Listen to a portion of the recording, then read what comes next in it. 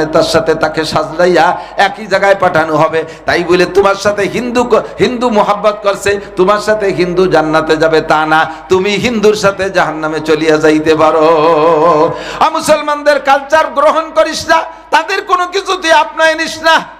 জীবনে করে দেয় আমার দিক, জীবনে করে দিন পাক্কা প্রতিজ্ঞা করো, কোন মুসলমান আর অমুসলমান যখন বিরোধ সৃষ্টি হয় তখন তোমার মাথায় ধরুক আর না ধরুক, বুঝুক আর বুঝে আসুক আর না আসুক, কোনোদিনও খ্রিস্টান ইহুদ নাসারা মুসলমানদের পক্ষ নেওয়া যাবে না। তো ওয়ায়ুনাজ্জিলুল গাইস, 2 নম্বরে আরেকটা জিনিস তোমরা জানতে পারবা না, সেটা হলো কোন মেঘে কবে কোথায় বৃষ্টি নামবে, এইটা কোনো বিজ্ঞানীর কর কায়দা নাই। ভবিষ্যৎবাণী দেয় মেশিন টেশিন দিয়ে, একটু আবহাওয়ার পূর্বাভাস দেখে সম্ভাবনা আছে, শিওর খবর কইতে পারে না, সম্ভাবনা আছে হবেই, এরকম কয় কোনোদিনও সম্ভাবনা আছে, ওরকম তো আমিও করতে পারি। মেশিন টেশিন লাগে না আমার কাছে। একজনটা 2 ভাই পীর, এই পীর হইছে ম্যাগের খবর কইয়া। মহিলারা ধান সেদ্ধ করবে, যাই এক ভাইয়ের কাছে জিজ্ঞেস করছে, হুজুর আগামীকালকে বৃষ্টি হবে? এক ভাই কয় হবে। আর এক ভাইয়ের কাছে জিজ্ঞেস করছে, হুজুর আগামীকালকে বৃষ্টি হয়? কয় হবে না। তা বৃষ্টির তো 2 অবস্থা, হয় হবে নয় হবে না, ওলি ওই ভাই পীর, না ওলি ওই ভাই পীর। তো ওরম পীর আমিও শাস্তি পারি, ওরম বিজ্ঞানী আমিও হতে পারি। একই খবর একমাত্র কে জানে? এমনকি যেই মিকাইল আলাইহিস সালাম মেঘ পরিচালনা করেন, উনিও জানে না 1 সেকেন্ড আগেও যেই জায়গা বৃষ্টি নামবে কি নামবে না। যেখানে অর্ডার হয় এখানে নামাও। এই যে দেখেন কি বেগে মেঘে গুড়ুম গুড়ুম ডাক, শুনছেন না? মনে হয় যেন আজকে তলায় ফেলবে। 2 ঘন্টা খানিকটা দিয়ে চলে গেছে আরেক জায়গায়, একটা ভোট পড়ে নাই। সে জায়গাতে আর এক জায়গায় মাগুরা যায়, ওই জায়গা খানিক ধুম ধাক্কা মারছে, তারা মনে করছে আমাকে ডুবোই দেবে, কয় যে না এখানেও হবে না। ঘুরতি গোপালগঞ্জ নিয়ে গেছে, কয় জায়গা ডাহাটাই হবে না, খালি নামানাবি হবে, ওখানে সুবই দিয়ে এটি চলে গেছে। 3 নম্বর ইয়ালামু মা ফিল আরহাম, কোন নারীর পেটে সন্তান আছে এটা কেউ জানে না, একমাত্র কে জানে? কয় যে আল্ট্রাসাউন্ড ইসিজি দিদি কয়ে দাও তো, পেটে বাচ্চা আসার পরে কতি পারো তো দিয়ে কোয়া। আর আল্লাহ জানে বাচ্চা আসার আগেই জানে। কয়টা বাচ্চা হওয়ার ক্ষমতা আছে, নারী না পুরুষ, ছেলে না মেয়ে, তাকে জানে। ব্যাখ্যা আছে অনেক, সাবানের সময় নাই, শুধু নাম কটা কয়ে দিয়ে গেলাম। 3 নম্বর অমা তাদরি নাফসুম মাযা তাকসিবু গাদা, আর একটু পরে কে কি ইনকাম করবেন, কে কি খাবেন, কে কেমন থাকবেন, সুস্থ থাকবেন না অসুস্থ থাকবেন, ভালো থাকবেন না মন্দ থাকবেন, কি ইনকাম করবেন, একটু পরে কি হবে কেউ কইতে পারবো। নিজে বাজারেতে এই যে বিলিতে মাছ কিনছেন, এই বাউলের থেকে বড় মাছ, একেবারে দামি দামি মাছ কিনছেন, এরপরে পাইছেন কটা পাখি, তাও কিনছেন, এরপরে বাড়ি যাওয়ার সময় পাইছেন ভালো গোশ, তাও নিয়ে গেছেন, এরপরে কিছু মিষ্টি আষ্টা নিয়েছেন, বৌতি ভিডিও বানাইছে 8, 10, 20 প্রকারের, নিয়ে সাজাই গুছাই বইছেন, দুপুরবেলা খাবেন ছেলে পেলে নিয়ে। এর মধ্যেই প্রথম লুকমা মাখাইয়ে এই জায়গা পর্যন্ত আনছেন, এর মধ্যে ছেলে এসে বলতেছে, আব্বা সেই কেসের মনে হয় জ্বালাই হয়েছে, সেই রেয়া পাইছে, ওই জন্য খাওয়া হবে। বাতের নেলায় ফেলাইতে পিছনের দরজা দিয়ে পায়খানা ছাদের উপর দিয়ে লাভ দিয়ে কোচড়ির মধ্যে পড়ি, ওই দিকে ডুবো উঠে 3 মাইল বিলির মধ্যে দিয়ে দৌড়তি ছোট বোন বাড়ি যে বন্ডি সাইডে ভান্তাবাদ থাকতে দে, তুমি যে এত রাইন লেখালি না কে খাই কে? এই খাবার আমার রুজিতে আছে কি না এটা আমি জানি। রান্না করা খাবার তাই রুজিতে হয় না, এরকম ঘটনা আছে না নাই? কোন এটা আমি বানাই বললাম, বাকি বাস্তবে এরকম বহুত আছে, ঠিক না? ওয়ামা তাদরি নাফসুম মাযা তাকসিবু গাদা ওয়ামা তাদরি নাফসুম বিআইয়ি আরদিন তামুত। আরেকটা হলো কে কোথায় মারা যাবা কেউ জানো না, তবে মরণ যেখানে আছে সেখানে যাইতেই হবে। দচিদা দমিরা আকাশাত জোরে জোর, দচিদা দমিরা আকাশাত জোরে জোর, একে আবদানা দেগার খাকে গর। 2টা জিনিসে মানুষকে তার গন্তব্যে নিয়েই ছাড়ে, একটা হলো রুজি আর রুটি, আর একটা হলো কবরের মাটি। রুজি রুটি যেখানে আছে বন্ধু তোমাকে সেখানে যাইতেই হবে। 2 নম্বরে হলো কবরের মাটি, মরণ যেখানে আছে সেখানে তোমারে যাইতে হবে। কোনো বাহানা কাহার উপরে অভিযোগ করে লাভ নাই। কি দরকার ছিল এই জায়গা, যার কি দরকার ছিল, মরণের দরকার ছিল তাইতে গেছে, কি দরকার ছিল তা তোমার করতে হবে। ওরে মরার দরকার ছিল, ওই জায়গায় তার নামে লেখা রয়েছে, যাইতে হবেই। কতক্ষণ এই তোর আব্বারে হজে পাঠাইছে, কাকা আমাকে মোটে একটা আব্বা যদি হজে যে মরি যায়, ওকে একটা বার বেটা গেল 20 আব্বা। আমার মোটে একটা আব্বা হজে যে যদি মরি যায়, বাপরে হজে পাঠায় না মরার ভয়তে, সেই বাপরে হজে পাঠাইলে না মরার বাড়ি রাখতে বা এমন রোগ হয়েছে, বাপরে পয়সা খরচ করে নিয়ে গেছে লন্ডন চিকিৎসার জন্য। এয়ারপোর্টের থেকে নামার পরে অ্যাম্বুলেন্সে যখন টান দিয়েছে সাথে সাথে মরা সারা, আর বাসায় নিয়ে আইবার। মক্কা পাঠালি না মরার বাইতে, খ্রিস্টানের দেশে নিয়ে মারিয়ে আনলি। হাজার হাজার লাখ লাখ টাকার মালিক বানাই দিয়েছে। আল্লাহ হজ করলে করতে পারতি, আল্লাহ হজের তৌফিক দিয়েছে করলে করতে পারতি। তা না করিয়া এই টাকা বাঁচানোর জন্য চেষ্টা, চিকিৎসার জন্য ইন্ডিয়া গেছে, 20 লাখ টাকা খরচের পরে চেন্নাই মরিয়ে তারপরে আইসো বাড়ি। টাকা কাজে লাগবে না, টাকা কাজে লাগবে না, টাকারে কাজে লাগানো শিখতে হবে। আমাদের এই আদব আর আদর্শ শিক্ষার একমাত্র শিক্ষা কর। আমার দিক যুবকরা দিক থেকে বাস্তব বলি, একেবারে চোখের সামনে আমি হাতে নাতে ধরাই দেব। আমার মাদ্রাসার ছাত্ররা, মাদ্রাসায় কোরআন পড়নেওয়ালা ছাত্র, আর যারা কোরআন পড়ে নাই শুধু স্কুল কলেজে পড়ছে, তোমরা রাগ করো না। বাস্তব আমি যদি বলে দেই, তোমার অস্বীকার করার কি আছে?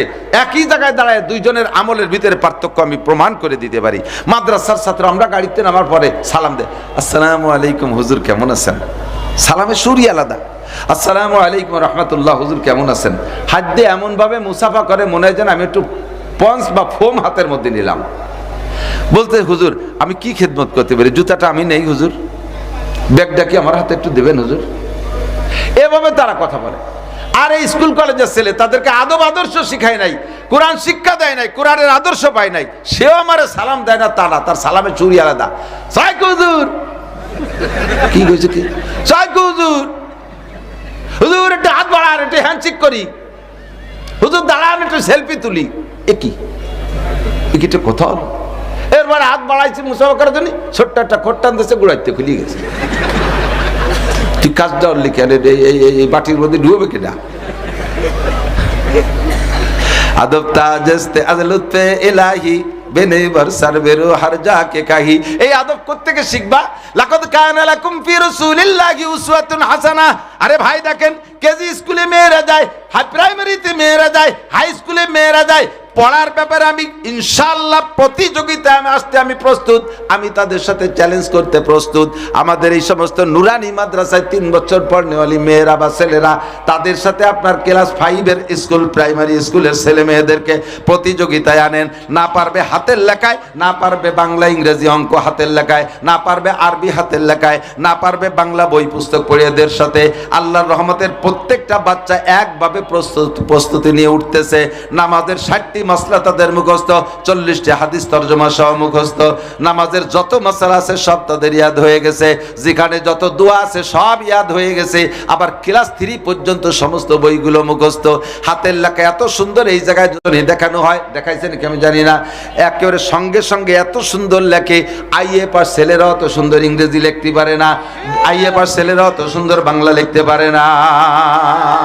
ছোট্ট মেয়েরা বোরকা পরে যায়, মনে হয় যেন পেঙ্গুইন পাখি যাচ্ছে, বুকের সাথে জড়িয়ে ধরতে মনে চায়।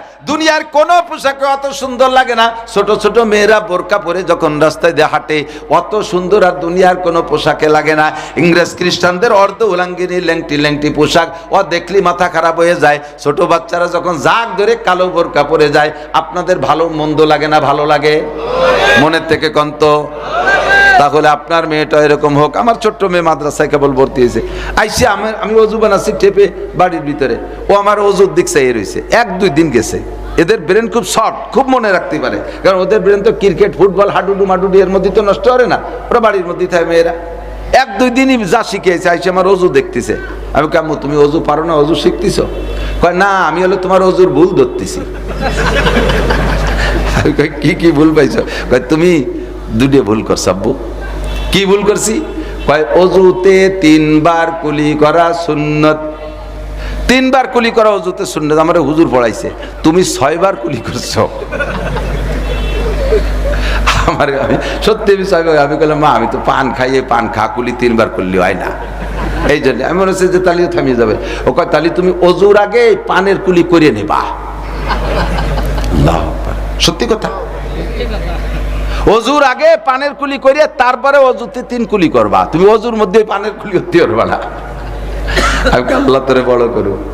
আমার মেয়েটা পড়ে মাদ্রাসা, ও ক্লাসে ফার্স্ট, ছোট্ট মানুষ, অনেক মেধা। তে এই যে শিক্ষা, এই শিক্ষা বলেন তার কে পারবে? কোন জগতের থেকে এই শিক্ষা আছে? আর একটা কি ভুল করছে, আমি কয় যে এই কেনি আঙ্গুল দিয়ে পার নিচ দিয়ে এরকম খিলাল করতে হয়, তুমি দিয়ে উপর দিয়ে খিলাল করলে। তা আমি বললাম, আমার ওই আঙ্গুল তো একটু বেহা ওই উপর দিয়ে না খেলাল করলে হয় না। কয় তাহলে সেটা তোমার ব্যাপার, কিন্তু কুলি তুমি 3 বার করবা, আর পানের কুলি আগে করবা। মাত্র এক মাসে, মাত্র এক মাসে আমার মেয়েটার আমি নিজে পড়াইছি, এক মাসে নাদিয়া কায়দা 3 খতম দিয়ে, আমপারা 2 খতম দিয়ে এরপরে কোরআন শরীফ পড়াইছি এক মাসে মাত্র, যখন তার বয়স 8 বছর। 7-এর আগে আমি তার একটা আলিফ বে শেখানোর ব্যাপারে কোনো চেষ্টা করি নেই। 8 বছরের সময় মাত্র 1 মাস আমি মেহনত করছি, এখন কোরআন শরীফের সব জায়গাতে পড়তে পারে। ওই সেই কথায় চলে যাবেন, 7-এর আগে বাচ্চাদের পড়ার প্রেশার দেবেন না, ব্রেন খারাপ হয়ে যাবে, অত ভালো না। প্রথম সন্তান হলে সবাই ব্যস্ত হয়ে যায়, হুজুররাও পাবলিকরাও। প্রথম সন্তানটারে খুব লেখাপড়া সে বড় মনীষী বানানোর চেষ্টা করে, 4-5 বছরে তা পড়তে পারে না, আর মাই একটুক তারে মারিস কে কয় যে 4-5 বছর বয়সে গেলে এখনো ম্যাট্রিক পাস করলো না, কবে লেখাপড়া করবে? এ দাতাল তুই কয় লাইন পড়ে তুইছিস? হুজুররা 5 বছরে তা নিয়ে আসে, হুজুর আমার এটা সুরে আসেন শুনবে আপনারে, শোনাব ও সুরে আসেন শুনবে। 7 বছরের পরে যাইয়া এখনো সুরে আসেন শুনবো না, এই কেরামতি ভালো না, ওর ব্রেনটা হিট হয়ে যাবে, ওর মাথা খারাপ হয়ে যাবে। বিশ্বনবী টাইম দিচ্ছে 7-এর পরে করো। আপনাদের বাচ্চাদেরকে নুরানি মাদ্রাসায় পড়াইয়া আদবী আদর্শ ছেলে মেয়ে বানাইতে হবে, রাজি আছেন তো? আর এই প্রতিষ্ঠানের পাশে থাকবেন তো ইনশাআল্লাহ? থাকবেন তো ইনশাআল্লাহ? কত ছোট জায়গার ভিতরে 200+ ছাত্রছাত্রী আছে এখানে, আমি আজীব হয়ে গেছি। মাত্র 5% জায়গার উপরে 40 ফিট স্কয়ার, তার মধ্যে যাবার একটু ভত রাখছে গলি, এ তো গেজাই গেছে কি পরিমাণ। আর পড়ালেখা ভালো বিদায় স্কুলের সমস্ত পোলাপানগুলো এই জায়গা দিচ্ছে আলহামদুলিল্লাহ। এই প্রাইমারি তো মাইর খেয়ে যাওয়ার কায়দা, কোনটা প্রায় মারে এই জন্য এবার মাইর খেয়ে যাচ্ছে। এখন আমাদের এই মাদ্রাসাগুলোকে ধরে রাখতে হবে, রাজি আছেন তো ইনশাআল্লাহ? তেমন কিছু চাচ্ছি না। আজকের পকেটে বড় টাকাটা কি আছে একটু বের করবেন। মাহফিল সংক্রান্ত হুজুররা তার এই ছোট ছোট বাচ্চাদের বড় কালেকশন করতে পারে নাই, আমরা যে যতটুকু পারি, এখানে 1000 খানিক মানুষ আছেন, 1000 মানুষ যদি 1 টাকা করে দেন 1000 টাকা, 10টা করে টাকা দিলে 10,000, 100 করে টাকা দিলে 1 লাখ টাকা হয়ে যাবে। আমরা যে যতটুকু পারি একটু সাহায্য করা যাবে না ইনশাআল্লাহ? একটু করা যাবে? আমার মাথায় সহ্য হচ্ছে না, খুব খারাপ লাগতেছে, জ্বর এসে গেছে গায়ে। এতটুকু সাহায্য আমরা করলে হুজুরদের গায়ে পড়বে না, আপনাদের প্রত্যেক বছর সুন্দর একটা মাহফিল করে শুনাইতে পারবে, পারা যাবে তো ইনশাআল্লাহ? একটু কের পকেটে কি 1000 টাকার 500 টাকার নোট আছে? একটু আমার দেহান দিয়ে যে আছে দেবো না, খালি দেহাই আবার পকেটে তুই দেন, তাতেই বুঝবো আপনি কোন ক্লাসের কিরফিন। একটু দেহান, আমি তার কাটিয়ে নিতে পারতেছি না, হুজুর এই যে আনছি দেবো না। আর যদি দেহান দিয়ে তাই তাহলে বের করে দেবে, এই যে পাইছি সে, হ্যাঁ জাকির হোসেন টিআই কিরা, ও ভাই জাকির হোসেন টিআই সাহেব, উনি 1000 টাকার পকেটে ছিল, এবারে দেখাই দিয়েই দিয়েছে, বলেন আলহামদুলিল্লাহ। আছে আর কের কাছে আছে? এগুলো আছে পকেটে থাকলে একটু বের করবেন, দেখবো আছে। পরেরটা দেখলেও স্বাস্থ্য বলে, আমি তো শুয়ে যাচ্ছি, তাড়াতাড়ি দেন, একটু থাকলে একটু দেখান। 500 100 দেখানোর দরকার নেই, একটু রেডি করেন। আজকের পকেটে একটু হাত দেন, নিজের পকেটে, আরেকজনের পকেটেতে দান করে এবার কিরামতি দেয়েন না, যেমন খুব দিয়ে দিছি 2000 টাকা আরেকজনের পকেটেতে বের করে। একটু বিসমিল্লাহকে রেডি করেন। যাক, ভলেন্টিয়াররা ব্যাগ নিয়ে যাও, ছাত্ররা ভিতরে ঢুকে পড়ো, ব্যাগ নিয়ে তাড়াতাড়ি এই যে যাচ্ছে ব্যাগ, এই ব্যাগে টাকা দেবেন, অন্য কোথাও টাকা দেবেন না, কেউ যাবে না। একজন মানুষ যদি উঠে যায় টাকা দেওয়ার আগে বুঝবো যে ওই লোকটা নেতানিয়াহু দলের লোক। হুজুর সভাপতি সাহেব, যোগ্য সভাপতি, আলহামদুলিল্লাহ, আপনাদের দেশের নেক সন্তান, 2000 টাকা দিয়েছে হুজুর, বলেন আলহামদুলিল্লাহ। আল্লাহ হুজুরকে সুস্থতার সাথে লম্বা হায়াত দান করো। আয় আল্লাহ, ইজ্জতের সাথে, সম্মানের সাথে, হালাল প্রশস্ত রিজিকের সাথে লম্বা হায়াতে তৈবা দান করো। দেশ ও জাতির সঠিক সেবা খেদমত করো। তকবীর। আমির হামজা সাহেব 1000 টাকা, আছেন আর কেউ 1000 টাকা দেনেওয়ালা? একটু নাম ধরে দোয়া করে দিতাম। 1000 টাকার নোট, 500 টাকার নোট থাকলে একটু নিয়ে। জাতির পিতা বলে, কিন্তু এনরা তো যার যার দেশের ভিতরে সীমাবদ্ধ। আর সারা পৃথিবীতে, আমেরিকা থেকে নিয়ে জাপান পর্যন্ত সারা পৃথিবীতে যখন এতদিন কাফের ছিল, আজকে কলেমা পড়ে মুসলমান হবে, সাথে সাথে তার জাতির পিতা পাল্টে যাবে। পাল্টে যিনি জাতির পিতা হবেন তার নাম ইব্রাহিম খলিলুল্লাহ আলাইহিস সালাম, ঠিক না? আল্লাহ তাআলা তাকে 30টা পরীক্ষা নিয়েছেন। ওয়াইয তালা ইব্রাহিম রাব্বুহু বিকালিমাতিন ফাআতাম্মাহুন। আল্লাহ নিজেই বলতেছেন, আমি ইব্রাহিমকে 30টা পরীক্ষা নিয়েছি, আর প্রত্যেক পরীক্ষায় পাস। সুবহানাল্লাহ। আল্লাহ নিজেই ঘোষণা দিচ্ছেন, ফাতাম্মাহুন্না, সব পরীক্ষায় পাস, একটাও ফেল করে নাই। 30 সাবজেক্টে 30 নাম্বার, 99 করে না, 30, কারণ রেজাল্ট দিয়েছেন কে? আল্লাহ। তো 30টা পরীক্ষা নিয়েছেন, তার মধ্যে একটা পরীক্ষার নাম অগ্নি পরীক্ষা, গেছে না? নমরুদ একটা না, বাবুল শহরে যত কাফের ছিল সকলকে বাই ফোর্স অর্ডার, সাবালেক যারা আছো, নাবালেকদের পর হুকুম না, সাবালেক থেকে নিয়ে বুড়ো যারা হাঁটাচলা করতে পারো, ডেলি 1 মন করে শাল কাঠ অথবা লোহা কাঠ জমা দিবা, ইব্রাহিমরে পোড়াতে হবে। 1 মাস পর্যন্ত এক শহরের সব মানুষ যদি 1 মন করে কাঠ জমা দেয়, কত কাঠ হয়? এত কাঠ কি ইব্রাহিম আলাইহিস সালামের পোড়াতে লাগে নাকি? 2 মুঠা খড়ি হলি পোড়াই মেরি ফেলেন যায়। সে জায়গা কাঠ জমা করছে এই পরিমাণ, পাহাড় হয়ে গেছে কাঠের। 1 সপ্তাহ পর্যন্ত তেল মারছে, আর 1 সপ্তাহ পর্যন্ত তৎকালীন অত্যাধুনিক ফুঙ্কার দিয়ে আগুন জ্বালাইছে। আগুনের শিখা উঠে গেছে 2 মাইল। এত বড় আগুন কি ইব্রাহিম আলাইহিস সালাম রে একজনরে পোড়াইতে লাগে? শুধু আতঙ্ক দিয়ে আগে থেকে তাকে ফিরে আনা উদ্দেশ্য। বলতেছে নমরুদ, বলছে ইব্রাহিম দেখেছো আগুন, দেখছো? তুমি এখনো সিদ্ধান্ত নিতে পারো। তুমি যদি বলো যে নমরুদ আমাকে 1 বছর সময় দেন, তোমাকে রব বলবো কি বলবো না এ ভাবার জন্য 1 বছর সময় চাও, তাও তোমার সময় দেব। তোমার এই আগুন নিভেই ফেলবো, পরবর্তীতে তুমি যদি রেজাল্ট পজিটিভ দাও তাহলে তার পোড়া লাগলো না, আর যদি ফিরে আবার নেগেটিভে চলে যাও ফিরে নতুন করে জ্বালাবো, তবে 1 বছর সুযোগ দেওয়া যাবে। ইব্রাহিম আলাইহিস সালামকে সুযোগের কি আছে? তোরে রব আজও কই নেই, কাইলেও কই নেই, আগামীকালও কব না, কোনোদিন কব না। তো তার জন্য আমি এই আগুনের ভয়তে আমি 1 বছর সময় নেব? এই চূড়া, তোর মধ্যে রবের কি যোগ্যতা আছে? তুই যে কই যে আনা রব্বুকুমুল আলা, আমি সবচেয়ে বড় রব, তোর মধ্যে রবের কি যোগ্যতা আছে? তো নমরুদ কাজে তোমার রবের কি যোগ্যতা আছে? তা আমার আছে। ইব্রাহিম আলাইহিস সালাম কয়, ও কপালে কোন আবালের ফলায় পড়ছি, আমার রবের কি যোগ্যতা আছে ও কি জানে তা? তো ইব্রাহিম আলাইহিস সালাম বলতেছে ইন্নাল্লাহ, আমার রবের যোগ্যতা হলো ইহয়ি ওয়া ইউমিত, আমার আল্লাহ মারে ও বাঁচায়, মারে ও বাঁচায়। মারতে পারে কে? বাঁচাতে পারে কে? আল্লাহ। আমার আল্লাহর এই গুণ আছে। নমরুদ কয় ওয়া আনা উহয়ি ওয়া উমিত, ওটা আমিও পারি, মারতে বাঁচাইতে আমিও পারি। ইব্রাহিম আলাইহিস সালামের চোখ বড় হয়ে গেছে। কি কয়? মারতে বাঁচানোর কি মানে? তাজাডারে জবাই দিয়ে মারিয়ে দিয়ে যায়, এটা ধরেন মারা হলো, কিন্তু মরাডারে বাঁচানো এইটা নমরুদ কি করে পারবে? তো ইব্রাহিম আলাইহিস সালাম বলতে, ঠিক আছে তুমি দেখাও, যদি তুমি এই কাজ করে দেখাইতে পারো তাহলে তোমার রব বলবো কি বলবো না একটু ভাববো, চিন্তা করে। নমরুদ অর্ডার দিয়ে জেলখানার থেকে 2টা কয়েদি নিয়ে আসছে। একটার ব্যাপারে সরকারি রায় হয়ে গেছে কয়েকদিন আগে, বেকসুর খালাস। আর একটার ব্যাপারে রায় হয়েছে আগামীকাল ফাঁসি হবে। তাহলে যে বেকসুর খালাস সে বেঁচে গেছে, বেঁচে যাবে, আর যার ফাঁসি হবে সে মরবে। নমরুদ 2টারে ডাকিয়ে এনে কয়, যার ফাঁসি হবে তারে কয় তুমি খালাস, আর যার বেকসুর খালাস হবে তারে ধরে জবাই দিয়ে দিয়েছে। নমরুদ কয়, দেখলে এই যেটা মরবে তারে বাঁচাই দিলাম, আর বাঁচাটারে মারিয়ে দিলাম। ইব্রাহিম আলাইহিস সালাম কয়, আল্লাহ এত বড় আবাল রে তুমি সারা পৃথিবীর রাজা বানাইছো, যে মরা বাঁচা বোঝে না, যেহেতু একটু বোঝে না তারে এর চাইতে কঠিন মুগুর দিতে হবে। এবার ইব্রাহিম আলাইহিস সালাম কয়, ইন্নাল্লাহা ইয়াতি বিশ-শামসি মিনাল মাশরিকি ফাতি বিহা মিনাল মাগরিব, আমার আল্লাহ জীবন ভরবে পূর্ব আকাশ থেকে সূর্য উঠাইয়া পশ্চিম আকাশে ডুবায়। এটা কে করে? পূর্ব আকাশ থেকে সূর্য উদয় করেন কে? পশ্চিম আকাশে ডুবায়ও কে? আল্লাহ। এই কাম আমার আল্লাহ করে। ইব্রাহিম আলাইহিস সালাম বললেন, ফাতি বিহা মিনাল মাশরিক, তাহলে তুমি যদি আমার আল্লাহর মতো শক্তিশালী হও, তুমি পশ্চিম দিক দিয়ে উঠে নিয়ে এসো, পারলে পশ্চিম দিক দিয়ে উঠে নিয়ে এসো।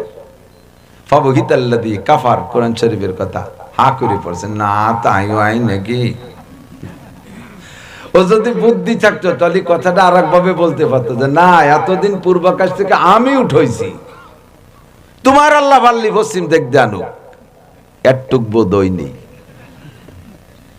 এটুকু কওয়া যেত না? তো ও যদি বলতো তাহলে ইব্রাহিম আলাইহিস সালাম আল্লাহকে বললে, আল্লাহ তাআলা আমার আল্লাহ, আপনাদের আল্লাহ, আমাদের সকলের আল্লাহ, পশ্চিম আকাশ থেকে সূর্য ফেরত আনতে পারতেন কিনা? কিন্তু ওর সেই কথাটা বলার যোগ্যতা হয়নি।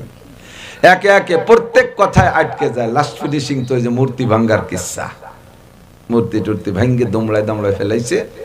এরপরে আমাদের ভগবানরে যে তোমারই ফেলাইছে, ওরে আর রাখা যায় না, পোড়ায় মারতে হবে। তার আগে আরো কিসসা, কয় তোমার আল্লাহ কোন জায়গা থাকে? আমার আল্লাহ আসমানে আকাশে থাকে, রাখো তোমার আল্লাহরে মারিয়ে আসি। কিসসা তো জানে না, আল্লাহরে মারতে গেছে, পারছে নাকি? আল্লাহ তাআলা কত অপমানজনক মার দিয়ে ছাড়িয়ে দিয়েছে একটা খোলা মশা। মশাটাও যদি সুস্থ মুষ্ট হতো একটা কথা ছিল, খোলা মশা ফরাত করে নাকের মধ্যে ঢুকে গেছে, ঢুকে যাই এই মগজে কামড় শুরু করছে। এই সব কিচ্ছা থেকে এই সব কিচ্ছাও না, মকসদ হলো আল্লাহ কায় ফাতাবিরু ইয়া উলিল আবসার, ও দুনিয়ার নেতারা এই সমস্ত কিচ্ছা থেকে উপদেশ গ্রহণ করো। আমি আল্লাহ কিচ্ছা দিয়ে কোরআন শরীফ সাজানো আমার মাকসাদ না, কিচ্ছাগুলো তোমাদের সামনে পেশ করেছি। তুমি নমরুদের চাইতে বড় নেতা না, সারা পৃথিবীর রাজত্ব চালাইছে, তারে মারছি মশা দিয়া। সারা পৃথিবীর ভিতরে খোদাই দাবি করছে ফেরাউন, তারে মারছি পানিতে চুবইয়া। বিশ্বের অত বড় ধনী আর আসে নাই, কোনোদিন আসবে না মিস্টার কারুন, তাকে মানুষে চুবনি খায় পানিতে, আর ও চুবনি খাইছে মাটিতে। কপাল খারাপ হলে উল্টো হয়ে যায়, মাটির মধ্যে ডেবে গেছে। ফাতাবিরু ইয়া উলিল আবসার, বুদ্ধি থাকলে সেখান থেকে উপদেশ গ্রহণ করো। তো বাহারহাল অগ্নি পরীক্ষায় ইব্রাহিম আলাইহিস সালাম ফেল না পাস? বলবেন কি? আগুনের ভিতরে যখন ফেলানোর জন্য চড়কে বাঁধছে, অত বড় আগুনের কাছে যে তো ফেলানো সম্ভব না, আর বস ফেলানোর যে জায়গাটা মাঝখান, ওইটা বানাইছে একেবারে মাঝখানে। অত দূর কে যাবে? তো বিশাল গাছ দিয়ে চড়ক একটা বানায় মাথায় বাঁধিয়ে ঘুরানোর চেষ্টা করতে, চড়ক গড়ে না। নমরুদের সেনাবাহিনী ছিল 70 লক্ষ, কাশি বাঁধে 70 লক্ষ সেনাবাহিনীতে টানে, চড়ক গড়ে না। কেন গড়ে না? এটা তো নমরুদের বাপেরও জানার ক্ষমতা নাই। মিস্টার ইবলিস মুরব্বী, ও তো জানে, ও তো সবই টের পাচ্ছে। ও এসে নমরুদে কইছে, নমরুদ তুমি সারা পৃথিবীর সমস্ত মানুষ নিয়ে টানলে সড়ক ঘুরতে পারবা না। ওর গোড়ায় দুইজন মস্তান ধরে রাখছে, জিবরাইল আর মিকাইল। জিবরাইল আর কই দুই মস্তানের হাতের থেকে সারা পৃথিবীর কেউ ছুটতে পারবে না। কয় তাহলে ওকে তাড়ানোর উপায় কি? কয় যে তাড়ানোর উপায় আমার কাছে তাবিজ একটা আছে, সেটা হলো তোমার উম্মতের মধ্য থেকে 40 জন সুন্দরী যুবতী আর 40 জন হ্যান্ডসাম যুবককে ওই জায়গা জেনায় লাগাই দিতে হবে। আর যেখানে জেনা হয় সে জায়গা ফেরেশতা থাকে না। এই কামে লাগাই দিতে পারলে ওই দুইজন চলে যাবে, তারপরে সড়ক হালকা হবে, নো প্রবলেম, এটা তো কোনো ঘটনাই না। অর্ডার দিয়ে 40-80 জনকে এনে অপকর্মে যখন লিপ্ত করে দিয়েছে, জিব্রাইলকে আল্লাহ আর তো থাকতে পারলাম না, আল্লাহ কা চলে এসো, থেকেও না জায়গা। জিব্রাইল যখন সাইডা দিয়েছে, চড়ক লুজ হয়ে গেছে, ঢিল হয়ে গেছে, এখন টান দেয়, দেখে খুব গড়ে। কয় যে এই মুরব্বী তো বুদ্ধিমান, কায়দা মতো বুদ্ধিমান, মুরব্বী না হলে তো সফল হতে পারতাম না। এই কথা কইস না, এই কুটুরা কুসিরা, এই কুসিরা, ও টেরি বাসে না কারে করছে কথা কবি রে। বাড়ি জরুরি কথা হলে আয়দিকে মাইকি কয়, সবাই শুনি, আর না চুপ থাকলে। আল্লাহ তো ইব্রাহিম আলাইহিস সালামকে এবার চড়ক দিয়ে ফেলাবে, ঢিল হয়ে গেছে। এর ভিতরে শয়তান যাইয়া আরেক পরিকল্পনা আসছে। কয় নমরুদ, ইব্রাহিমের গায়ে যে জামা আছে, ওই জামার মধ্যে জাদু আছে, তুমি যত বড় আগুন জ্বালাও না কেন, নমরুদের ইব্রাহিমের গায়ে ওই জামা কাপড় থাকা অবস্থায় তোমার আগুনে তারে পোড়াইবে না। উদ্দেশ্য হলো ইব্রাহিম আলাইহিস সালামকে বেবস্ত্র কইরা উলঙ্গ করে অপমান করবে, এই কুবুদ্ধি দেশে শয়তান নমরুদ রে। নমরুদ কয় ঠিক আছে, তাহলে ইব্রাহিমের গায়ের জামা কাপড় খুলে ফেলো, কারণ জামার মধ্যে যদি জাদু থাকে আগুনে পোড়াতে পারবে না, পোশাক খুলে ফেলো। ইব্রাহিম আলাইহিস সালামের গায়ের থেকে জামা নিলে আল্লাহ পাক জিবরিল আলাইহিস সালামকে বলেন, জিবরাইল এক্ষুনি জান্নাত থেকে আমার ইব্রাহিমের গায়ে জান্নাতের পোশাক পরাইয়া দিবা, আর ওকে ওই নমরুদের ওই নাপাক কাঠের উপরে বসতে দেওয়া যাবে না, আমার ইব্রাহিমের জন্য ওই আগুনের ভিতরে জান্নাতের খাট বিছাইয়া দাও। আল্লাহ পাক বলেন, হে দুনিয়ার মানুষ, ইব্রাহিম আলাইহিস সালামের মতো ঈমান যদি তুমি আমারে দিতে পারো, আগুন তোমার জন্য আমি ফুল বাগান বানায় দিতে পারি। ইব্রাহিম আলাইহিস সালামের মতো ঈমান যদি তুমি আমাকে দিতে পারো, তোমার জন্য জীবদ্দশা আমি জান্নাত থেকে জামা পাঠাইয়া দিতে পারি। কতক্ষণ? জিবরিল আলাইহিস সালাম দ্রুত জামা আইনা একদিক দিয়ে ইব্রাহিম আলাইহিস সালামের গায়ের কাপড় খোলে, আর একদিক দিয়ে জিবরাইল আলাইহিস সালাম জান্নাতি জামা পরাইয়া দেয়। কোন সুবহানাল্লাহ। কাপড় খুলে ফেললে তো শরমগা দেখা যাবে, লজ্জাস্থান দেখা যাবে, গায়ের খোলা অংশ দেখা যাবে। একদিক দিয়ে দুনিয়ার কাপড়টা খুলে ফেললো, অপর দিক দিয়ে নমরুদ ইব্রাহিম আলাইহিস সালামের গায়ের কোনো অংশ দেখতেছে না, কেউই দেখতেছে না। কি জামা খুললি তো সে সতর টতর তো দেখতেছি না, তো জাদু করতো কি দিয়েছেন, কি করে ফেলাইছে। আগুনের ভিতরে যখন নিক্ষেপ করেছে, ফেরেশতারাও তো জানে না যে ইব্রাহিম আলাইহিস সালাম আগুনে পুড়বে না, চিল্লাইতেছে, আসমানে স্লোগান দিচ্ছে। আল্লাহ পাক রব্বুল আলামিন কে কুলনা ইয়া নারু কুনি বারদাও ওয়া সালামান আলা ইব্রাহিম, হে আগুন আমার ইব্রাহিমের জন্য শান্তিদায়ক ঠান্ডা হয়ে যাও। এমন ঠান্ডা হবে না যেন আবার এই আজকের শীতের মতো। কি গরম গেছে কয় মাস, মনে হচ্ছে আল্লাহ শীতকাল আসে না, কে আসে আসতে আসতে কেসা শীত হয়েছে, হাত পাও কুড়াইরে নিয়ে আসতেছে। এমন ঠান্ডা হয় না যেন যাতে ইব্রাহিমের কষ্ট হয়, শান্তিদায়ক ঠান্ডা হয়ে গেল। শান্তিদায়ক ঠান্ডা, সেই খাটের উপরে ইব্রাহিম আলাইহিস সালাম বসা, জিব্রাইলও পাশে বসা। ইব্রাহিম আলাইহিস সালাম জিজ্ঞেস করতেছে, জিব্রাইল ইব্রাহিম আলাইহিস সালামকে জিজ্ঞেস করতেছে, কষ্ট হচ্ছে না তো? আপনার কাছে আমি জিজ্ঞেস করছি, ইব্রাহিম আলাইহিস সালামের কাছে জিব্রাইল জিজ্ঞেস করছে, কষ্ট হচ্ছে না তো? কয় আগুন কো, কয় আগুন আগুনের জায়গায় আছে।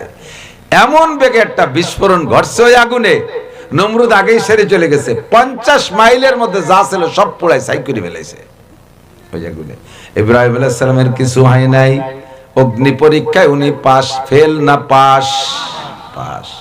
এরকম 30টে এটার চাইতে কঠিন পরীক্ষা হলো ইসমাইলদের জবাই করার পরীক্ষা। হাত পাও বাঁধে আগুনের মধ্যে ফেলাই দিয়েছে, নড়াচড়া করার কোনো সুযোগ নাই, কাজেই পাস তো করতেই হবে। এভাবে কলি কইতে পারেন, কিন্তু আল্লাহ একটু স্বপ্নে দেখাইছে যে তোমার ছেলেরে জবাই করো, আর সেই জবাই করেই দিয়েছে। 5টা ছেলে থাকলে একটারে জবাই করলাম, 4টে থাকবে, 4টে আব্বা বলবে একটা গেছে গেছে, কিন্তু একটাই মাত্র সন্তান, যেই সন্তানের চেহারার ভিতরে মুহাম্মদুর রাসূলুল্লাহ সাল্লাল্লাহু আলাইহি ওয়াসাল্লামের নূরে নবুয়ত চমকাইতেছিল। সেখান থেকে হুজুর আলাইহিস সালামের আগমনের সূচনা শুরু হয়। ইসমাইল আলাইহিস সালাম ছিলেন তৎকালীন সারা দুনিয়ার সবচাইতে সুদর্শন ছেলে। 13 বছরের ছেলেকে জবাই করার জন্য আল্লাহ পাক ইব্রাহিম আলাইহিস সালামকে হুকুম করলেন, আর জবাইয়ের সব প্রসেস তৈরি করে ফেললেন, জবাই কার্যক্রম শুরু করে দিয়েছেন। আল্লাহ পাক রব্বুল আলামিন জবাই হইতে দেয় নাই, বাকি ইব্রাহিম আলাইহিস সালাম একটু ইব্রাহিম আলাইহিস সালাম একটুও উনি ফেল করে নাই, শতভাগ রেজাল্ট পাস করেছে। ঠিক কি ঠিক না? এই ইব্রাহিম আলাইহিস সালাম লাগাতার 30টা পরীক্ষায় পাশ করলেন। এরপরে আল্লাহ পাক হুকুম করলেন, তুমি কাবা ঘর তৈরি করো, কাবা ঘর তৈরি করো। ওয়াইদ ইয়ারফাউ ইব্রাহিমুল কওয়াইদা মিনাল বাইতি ওয়া ইসমাঈল, ইব্রাহিম আলাইহিস সালাম আর ইসমাঈল আলাইহিস সালাম দুই বাপ বেটা মিলে আল্লাহর হুকুমে কাবা ঘর বানাইলেন। স্ট্রাকচার দিয়েছে, প্ল্যান দিয়েছে জিবরিল আলাইহিস সালাতু সালাম, সামনে বসে দুই বাপ বেটারে দিয়ে বানাইছে। ঘর আল্লাহর, অর্ডার আল্লাহর, বানাইলেন ইব্রাহিম ইসমাঈল আলাইহিস সালাম। আল্লাহু আকবার। এটা মাগুরা লাগে মতো নিয়ম হইছে। আপনারা ডালি দিতে পারেন না? মুরব্বীদের বিল আড়াআড়ি চা হটাই দিচ্ছে। ঠিক আছে।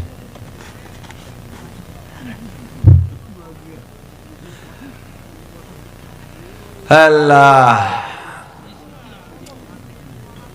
কাবা ঘর বানাইলেন ইব্রাহিম আলাইহিস সালাম, ইসমাঈল আলাইহিস সালাম দুইজন। বানানোর পরে এরপরে বানাইলেন আল্লাহর হুকুমে ঘর আল্লাহর। আর কি ইব্রাহিম আলাইহিস সালামের কোনো দায়িত্ব থাকে নাকি?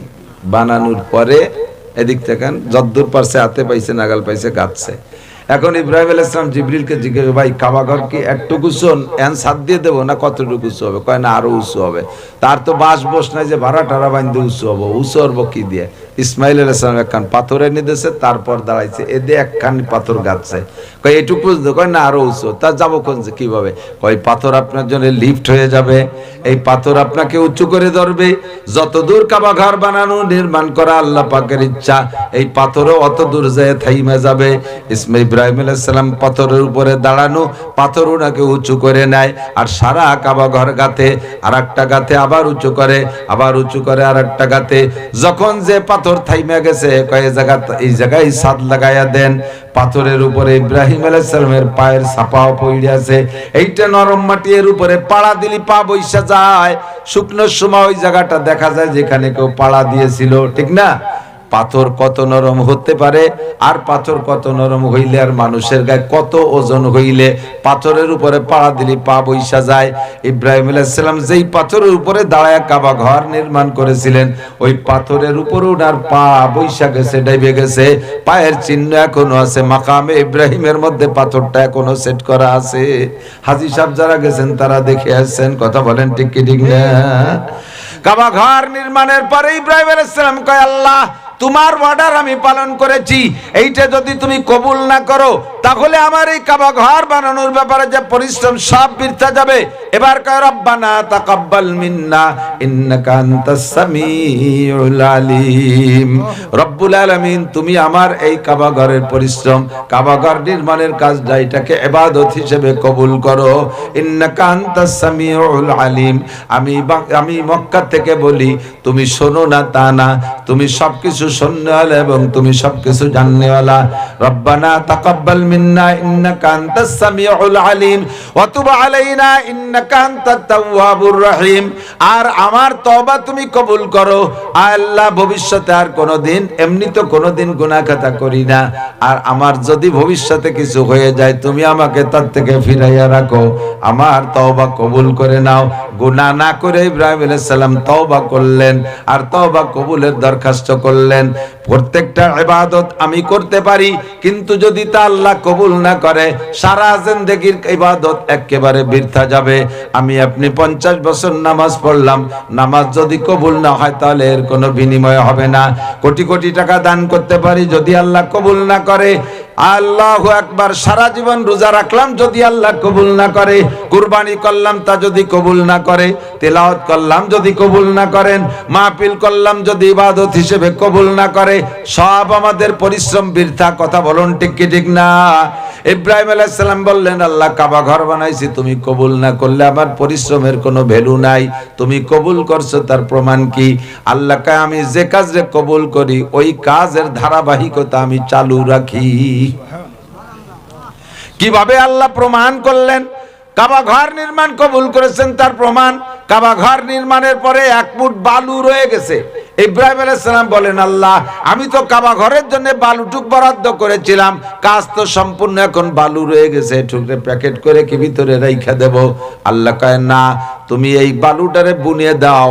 কাবা ঘর হলো হেড অফিস, সারা দুনিয়ায় লক্ষ লক্ষ মসজিদ বানাইতে হবে, ওই 1 মুঠ বালু হলো মসজিদের বেসন, বীজ। এই বীজ বুনে দাও, এর একটা দানা কণা কণা যে জায়গা পড়বে কিয়ামতের আগ পর্যন্ত আমি সে জায়গায় একটা মসজিদ বানাবো।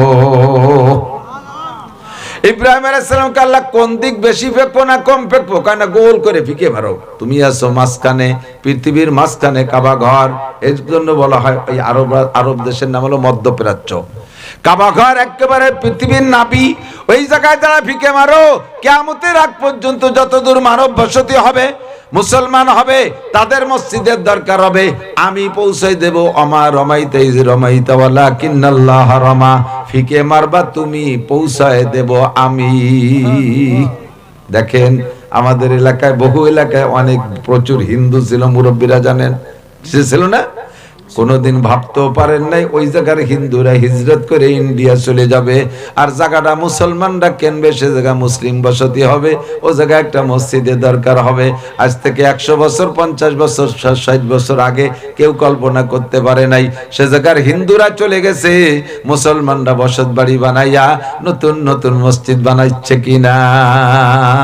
ইব্রাহিম আলাইহিস সালামের হাতের কণা যেখানেই পড়ছে সে জায়গা বালুর কণা, সেখানে একটা মসজিদ কিয়ামতের আগে হবেই হবে। হাজার হাজার লক্ষ লক্ষ মসজিদ তৈরি হয়েছে, এটাই হলো কাবা ঘর বানানো কবুল হওয়ার আলামত। প্রত্যেকটা ইবাদতের আলামত আছে। আমি আপনি গুনাহ থেকে তওবা করি, তওবা করেন তো? পড়েন আস্তাগফিরুল্লাহ, আস্তাগফিরুল্লাহ, আরেকবার আস্তাগফিরুল্লাহ রাব্বি মিন কুল্লি যামবি ওয়া আতুবু ইলাইহি আমার আপনার তওবা, তওবা একটা ইবাদত। এই তওবা ইবাদত কবুল হয়েছে তার প্রমাণ কি? আপনি যে গুনাহ, খেয়াল খুব খেয়াল, ইম্পর্টেন্ট, আপনি যে গুনাহ থেকে তওবা করেছেন মরার আগ পর্যন্ত যদি ওই তো গুনাহ আর কোনোদিন না করেন, তাহলে বুঝবেন তওবা কবুল হয়েছে। আজকে তওবা করেছেন গুনাহ থেকে, আবার 2 মাস পরে আবার সেই গুনাহ করছেন, বুঝবেন যে আপনার তওবা কবুল হয় নাই, বিদায় আপনি গুনার উপরে অটল রয়েছেন। শুধু মুখে আস্তাগফিরুল্লাহ পড়ার নাম তওবা না। তওবা হলো মনের সিদ্ধান্ত পরিবর্তন। এক নম্বর, দুটো কথা, ইস্তেগফার আর তওবা। আমি যত গুনাহ করেছি আল্লাহ সব গুনাহ ক্ষমা চাই, এর নাম ইস্তেগফার। আর ওই গুনাহগুলো সামনে আর করব না, এর প্রতিজ্ঞার নাম, ওয়াদার নাম হলো তওবা। আল্লাহ বিড়ি খাইছি আর খাবো না, দাড়ি কাটছি আর খাবো না, আল্লাহ ঘুষ খাইছি আর খাবো না, সুদ খাইতাম আর খাবো না, আইল ঠেলতাম আর ঠেলবো না, জাল দলিল বহু করছি আর করবো না, মিথ্যে সাক্ষী বহু দিছি আর দেবো না, মিথ্যে মামলা অনেক করেছি আর করবো না, জারি যাত্রা, করসা, গাজীর গান, গুনো যাত্রা শুনতাম, এগুলো আর কোনোদিন শুনবো না। আল্লাহ উড়াকান্দি ঠাউর বাড়ি বহুবার গেছি আর কোনোদিন যাব না। দুর্গা পূজা, সরস্বতী পূজা, লক্ষ্মী পূজা, কালী পূজায় বহু যাইয়া সেই বাড়িতে লাড্ডু নাড়ু মাড়ু খাইছি, এগুলো আর কোনোদিন খাবো না। আয় আল্লাহ, ব্যারাক অ্যাডামস, কারিতাস, বিহার ডিবি, স্বনির্ভর, জাগরণী চক্র, আশা, প্রশিকা, গ্রামীণ ব্যাংক, যত সুদিয়ে কারবার আছে তার সাথে আমার সমিতি ছিল, ওগুলো আজ থেকে তওবা করলাম, জীবনে আর তাদের সাথে লেনদেন করব না। আমি বহু বেপরদা করেছি আর করব না, বহু বাচ্চারা বেপরদা করাইছি আর করব না। এমন করে যত গুনাহ করা, যার যে গুনাহ করার স্বভাব আছে, ওই গুনাহ থেকে ফিরে আসার পাক্কা সিদ্ধান্ত নিয়া এরপরে কোনবা আতুবু ইলাইহি, আর মরার আগ পর্যন্ত যদি সেই গুনাহ আপনার থেকে প্রকাশ না পায়, তাহলে বুঝলেন তওবা কবুল হয়ে গেছে। ইব্রাহিম আলাইহিস সালামের কাবা তবু কবুল হয়ে গেছে, তার প্রমাণ লক্ষ লক্ষ মসজিদ, সাব অফিস আল্লাহ তাআলা বানাই দিয়েছে, ব্রাঞ্চ অফিস আল্লাহ তাআলা বানাই দিয়েছে। কথা কোন ঠিক কি ঠিক না? আমার আপনার তওবা কবুল হবে প্রমাণ, ওই গুনাহ যদি আর কোনোদিন না করি, মুখে আস্তাগফিরুল্লাহ, ওদিকে বিড়ি টানতেই চলে আসে, টান দেয়, আস্তাগফিরুল্লাহ রাব্বি, আর বিড়ি খাবো না, আস্তাগফিরুল্লাহ রাব্বি, বিড়ি প্রত্যেক টানে টানে তওবা আর টানতেই তালে থাকে। তওবাই কয় তওবা বার লফজ বেহবার কাব দিল পুরা জৌকে গুনাহ, মাসিয়াত রাখান দামিয়া ইয়াজে ইস্তিগফারে মা। মুখে আস্তাগফিরুল্লাহ, হাতে তাসবিহ, মুখে আস্তাগফিরুল্লাহ, হাতে তাসবিহ, অথচ পেট ভরা গুনার পরিকল্পনা, পেট ভরা গুনার পরিকল্পনা, কারে দিয়ে কারে বাধাই দেবে, কারে দিয়ে কারে বেদায় দেবে, কার সাথে কারে জড়া গড়া বাধাই দেবে, কার জমি দখল করবে, কোন জায়গা ফাঁক ফোকর আছে সেই জায়গা আঙ্গুল ঢুকবে, এই প্ল্যান নিয়ে 24 ঘন্টা আটতি। তাহলে কিছু কিছু আদা মুরব্বী, আদা বয়স, অত বুড়ো আছে, দেখেন খুব গাম্ভীর্যের সাথে হাঁটে। প্ল্যান কি জানেন? কোন জায়গা কার জমি ফাঁক আছে। আর কাগজপত্র এত বোঝে, দেওয়ানি উকিলরা অত বোঝে না, একদম বুঝা বোঝে কোথায় কার ভিতরে কোন জায়গা জমির দুর্বলতা আছে, তাই নিয়ে 24 ঘন্টা ফাঁকাফাঁকি হতে তালে তাই এরে দে ওরে বাধাই দে, ওরে দে তারে বাধাই দেয়। এই সমস্ত প্ল্যান করো আর নামাজ পড়ো আর আস্তাগফিরুল্লাহ পড়ো, ওই আস্তাগফিরুল্লাহর 5 পয়সারও দাম নাই। বিপদে যখন পড়ো তখন আস্তাগফিরুল্লাহ, রোগে যখন ধরে তখন আস্তাগফিরুল্লাহ, অভাবে পড়ো আস্তাগফিরুল্লাহ, মালি মামলায় পড়ো আস্তাগফিরুল্লাহ, যখন বিপদ আর অভাব কাইটে যায় আবার সেই কর্মকারের লোহা, ঠিক না? কর্মকারের লোহা বাইরে দেখছেন না? কামারের দোকানে গেছেন, একজন হলো ওই যে দাঁড়ায় থাইয়ে 5 কেজি হ্যামার দিয়ে কাঁসাই দিয়ে বাইরে, আর আসল কর্মকার বসে থাকে ছোট্ট একটা টোয়া দেয়। আমি আগে ভাবতাম যে ও তো বসাওয়ালা একটা বাড়ি দেখ, ওর বাড়িতে তো কিচ্ছু হয় না, দাঁড়ানওয়ালার বাড়িতে না লোহা লম্বা আছে, তো ও ছোট্ট একটা বাড়ি দেখে পরে বুঝলাম যে হলো জায়গা চিনে দেয়, এই জায়গা দাও, ওটাইতে লোহা লম্বা হওয়ার উদ্দেশ্য না, ওটাই দিল জায়গা চিনে দেয়, এই জায়গা দেয়। তো বড়টা আর ছোটটা মিলে শব্দ কি হয় জানেন? যেই সেই, যেই সেই। লোহারে যত বড় লোহা কয় আমি যেই সেই, যেই সেই, যেই সেই। লোহা লোহাই আমারে যত বড় শোনা হবো না, হয়তো কাশি কোদাল খুনটা করে লতি পারি, শোনা হবো না। কতক্ষণ বিপদে পড়লে সেই সময় আস্তাগফিরুল্লাহ টুপি, আর বাবা দেন না পরীক্ষার্থী যারা এখন বেশ নিয়মিত নামাজি, আর কোনো মসজিদে যায়, পরীক্ষা হয়ে যাবে, এরপরে আবার টুপি টোপা জমা দিয়ে যাই। মেম্বার চেয়ারম্যান নির্বাচনের সময় আমার এমপি সাহেবরা কি সুন্দর নামাজ পড়ে, আল্লাহু আকবার। আসরের নামাজি 4 বার পড়ে, যা একবারে জায়গা 2 বার পড়া, জোহর 2 বার পড়া যায়, ঈশা 2 বার পড়া যায়, মাগরিব আসর আর ফজর 2 বার পড়া যায় না, সে আসর 4 বার পড়ে। মানে এক জায়গা পড়ছে ওরা দেখছে, আর এক জায়গা আলার তো দেখে নেই। তোমরা একটু কথা বলতে তো কই, নামাজ দা সারিয়ে আসি, তার মিনটা বুঝুক দেহ আমাদের প্রার্থী এখন বুড়ো আঙ্গুল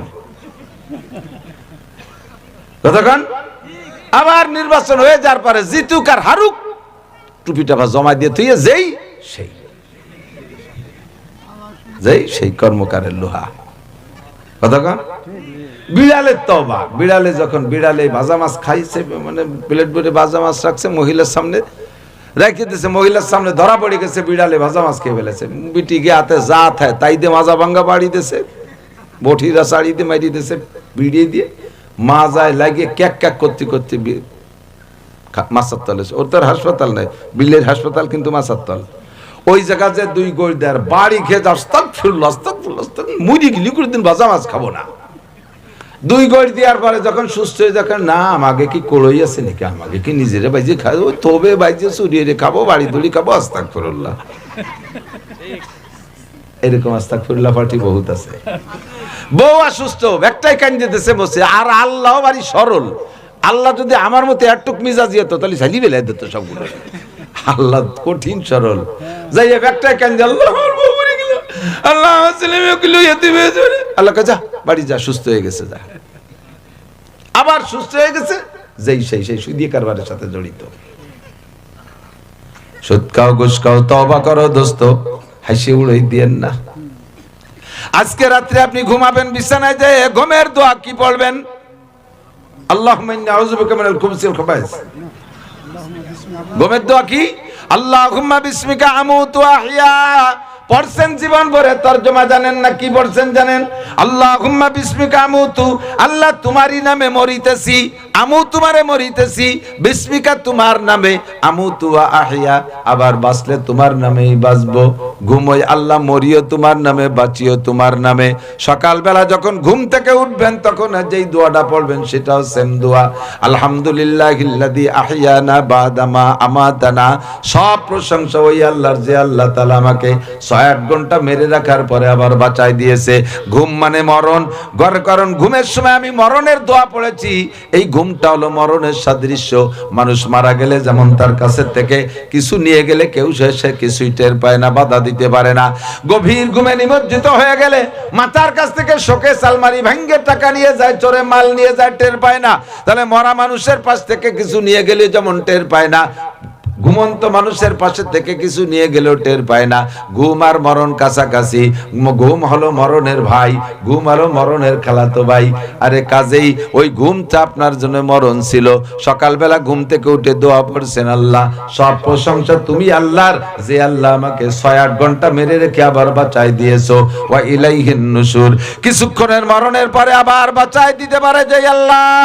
স্থায়ী মরণের পরে আবার কিয়ামতে ওই আল্লাহ বাঁচাইতে পারবে কি পারবে না, ওটা আপনি বলে দিয়েছেন। ওয়া ইলাইহিন নুশুর, আবার তোমার সামনে আমাকে উঠতে হবে।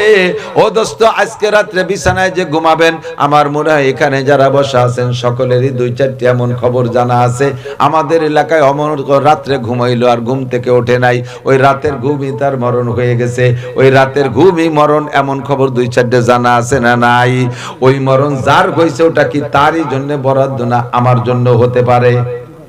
আমার জন্য হতে পারে। এনিম্যান এভরিবডি, আমি রাত্রে আজকে ঘুমাবো, সকালবেলা উঠতেও পারি না উঠতে পারি। আমি কোন হালাতে জীবন যাপন করতেছি, এই হালাতে যদি আমার মরণ হয়, আমার দিক নবী পাক বলেন, তামুতুনা কামা তাহয়ুন ওয়া তুহশারুনা কামা তামুতুন। তুমি তোমার জীবন যাপন হবে যেমন, তোমার মরণ হবে তেমন। জীবন যাপন হবে তোমার যেমন, মরণ হবে তোমার তেমন। আর মরণ হবে তোমার যেমন, হাসরের মাঠে উঠবাও তুমি তেমন। তুমি যদি রাতের বেলা ইস্তেগফার কইরা খালেস হইয়া গুনাহ থেকে পাক হয়ে যদি তুমি ঘুম যাও, আর ওই ঘুমের মধ্যে তোমার মরণ হইয়া যায়, তাহলে কিয়ামতের ময়দানে তুমি বিনা হিসাবে বেগুনাহ মাসুম হিসেবে, বিনা হিসাবে জান্নাতি। রাতের বেলা ঘুমানোর সময় তোমার মাথার মধ্যে গুনার পরিকল্পনা, কালকে কালকে ব্যারাকের থেকে এই টাকা আনবো, গ্রামীণ ব্যাংকের থেকে এই টাকা আনবো, অমকের কাছ থেকে সুদে টাকা কালেকশন করবো, অমকের কাছ থেকে এই টাকা ঘুষ খাবো। এরপরে রাতে মমতাজ মনির খান আলমগীরের গানের খিলটা কানের মধ্যে লাগাই দিয়ে, ইয়ারফোন লাগাই দিয়ে গান শুনতে শুনতে ঘুমায়া যাইতেছো, চলচ্চিত্রের গান শুনতে শুনতে ঘুমায়া যাইতেছো, কণ্ঠশিল্পীদের গান শুনতে শুনতে। বন্ধুরে, ওই অবস্থায় ঘুমের মধ্যে যদি তোমার মরণ হইয়া যায়, মরণটা হলো কি অবস্থা তুমি নিজেই একটু হিসাব মিলাইয়া দেখো। তোমার ওই মরণটা অবশ্যই ইমানি মরণ হবে না, তুমি বিনা হিসাবে কাফেরদের সাথে জাহান্নামী। কাজী আমার রাতের বেলা তওবা কইতে হবে। আজকে আমি জীবনে বহু নামাজ কাজা করেছি, আর নামাজ কাজা করব?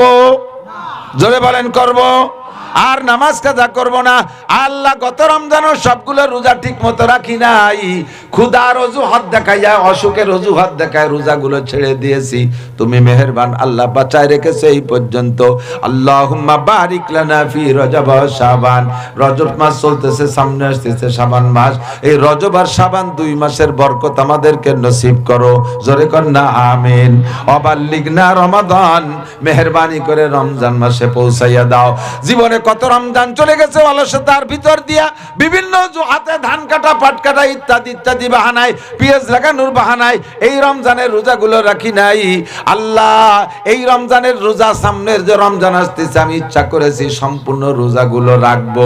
যত পরিশ্রম হোক, যত কষ্ট হোক না কেন, আমি রমজানের রোজাগুলো রাখবো। এই পাক্কা প্রতিজ্ঞার বিগত রোজা যেগুলো ছুটে গেছে তার থেকে ক্ষমা চান। আল্লাহ যদি আপনাকে বাঁচায় রাখে, রমজানের রোজা রাখবেন, নিয়ত করছেন তো ইনশাআল্লাহ? অবাল্লিগনা রমাদান, রমজান মাসে আমাদেরকে পৌঁছিয়ে দাও। পিছনের সব গুনাহ থেকে ক্ষমা চান, সামনে গুনাহ করবেন না প্রতিজ্ঞা করেন। পিছনে যে ইবাদত ছুটে গেছে তার থেকে ক্ষমা চান, আর সামনে ইবাদত গুলো ছুটবেন না, ছুটবে না, এর জন্য আপনি পাক্কা প্রতিজ্ঞা করেন। আপনার এই তওবা যদি কবুল হয়ে থাকে, তাহলে আর কোনোদিন গুনাহ করবেন না। ও ভাই বন্ধু, এদিক তাকান। দাড়ি কাটা যারা আছেন, দাড়ি কাটা পুরুষ যারা আছেন, একটু আসেন আমার সাথে, আসেন। বলবেন হুজুর কত কিছু ছাড়িয়ে দিয়ে ঘুরতেছে, আপনি দাড়ির পিছনে এমন বলে খেপলেন কেন? আমি খেপি নাই, আল্লাহ তোমারে খেপাইতে, আমাকে খেপাইতে বলছে। খেয়াল করেন, খেয়াল করেন। কওমে লূত একটা কওম ছিল, হযরত ইব্রাহিম আলাইহিস সালামের ভাগ্নের নাম লূত আলাইহিস সালাম। তাকে তার কওমের নবুয়তের দায়িত্ব দেয়া হয়েছিল। ইব্রাহিম আলাইহিস সালাম ছিলেন রাসূল, এক একজন রাসূলের অধীনে অনেক নবী থাকতেন। ইব্রাহিম আলাইহিস সালাম ছিলেন রাসূল, ওনার ভাগ্নে লূত আলাইহিস সালাম ছিলেন নবী। লূতকে দায়িত্ব দিয়েছে, তোমার কওমকে সংশোধন করো। কওমে লূতের স্বভাব ছিল একটু ভিন্ন রকম। দুনিয়ায় অমন ওই গুনার কাজ তার আগে কোনো জাতি করে নাই, ওই গুনার কাজ কোনো জাতি করে নাই। ওরাই এই গুনার কাজের আবিষ্কারক। বলতেও লজ্জা লাগে, মুরব্বী মখলেস সবাই আছে, কিন্তু আমার বাংলাদেশেও তার পরিচয়, তার চর্চা শুরু হয়ে গেছে। পশ্চিমেরা রাষ্ট্রীয়ভাবে অনুমোদন করে দিয়েছে সমকামিতা, পুরুষে পুরুষে যৌন চরিতার্থ করা। এর চাইতে নগণ্য ঘৃণার কাজ হইতে পারে না। দুনিয়ার কোনো পশু প্রাণীতে এই অন্যায় করে না, দুনিয়ার কোনো পশু প্রাণীতে এই অন্যায় করে না। পুরুষে পুরুষে সমকাম অন্য কোনো প্রাণীতে করে না, মানুষে করে। শুরু করছে এই কাজটা কওমে লূত।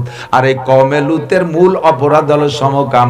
আর এই সমকামকে সহযোগিতা করার জন্য 3টে গুনাহ, 3টে কাজ তারা করত। 1 নম্বরে দাড়ি উঠার পরে থেকে দাড়ি কাইটে ফেলতো, কারণ দাড়ি যদি মুখে বড় হয়ে যায় তখন তার চেহারা পরিবর্তন হয়ে যায়। যেই আকর্ষণের কারণে পুরুষে পুরুষে সমকাম করে, সেটা হলো মুখের ভিতরে, চেহারার ভিতরে নারীত্বের একটা রূপ থাকা। দাড়ি গজালে সেই নারী রূপটা থাকে না, তার ভিতরে সেই চেহারার লাবণ্যতা থাকে না। এই জন্য তারা দাড়ি কাইটে ছেলেদের মতো, ছোট বাচ্চাদের মুখে 14, 15, 16, 18 বছরের বাচ্চাদের মতো মুখ বানায় রাখতো, চেহারা বানায় রাখতো। এই দাড়ি কাটা কওমে লূতের আগে কেউ কাটে নাই। ওই অন্যায়ের সহযোগিতা হিসেবে তারা দাড়ি কাটাটাকে বেছে নিয়েছিল। 2 নম্বরে মহিলারা টাকনুর নিচে কাপড় পরলে তাদের দেখতে ভালো দেখায়, ওই যুবকদেরকে টাকনুর নিচে কাপড় পরাইতো। লুঙ্গি পরুক বা পাজামা প্যান্ট যাই পরতো, টাকনু সে পরতো যাতে নারীদের মতো দেখা যায়। এইটাই টাকনু সে কাপড় পরা তাদের সমকামিতার সহযোগী গুণ। শোনা। 3 নম্বরে গান বাজনার দ্বারা মানুষের ভিতরে যৌন সুরসুরি বাড়ে, গানের দ্বারা যৌন সুরসুরি বাড়ে। এই গান বাজনা এটাও কওমে লুতের আগে জগতে কেউ করে নাই। ওরাও গান বাজনার মাধ্যমে নিজেদের যৌন স্পৃহাকে চাঙ্গা করত। এই 3টে গুনার দ্বারা সমকামিতার সহযোগিতা হইতো। আমার নবী বলেন আহসানুল ফতোয়ার ভিতরে দেখবেন বাবুল হাজ্জ ওয়াল ইবাহা সম্ভবত প্রথম খণ্ডের মধ্যে আছে।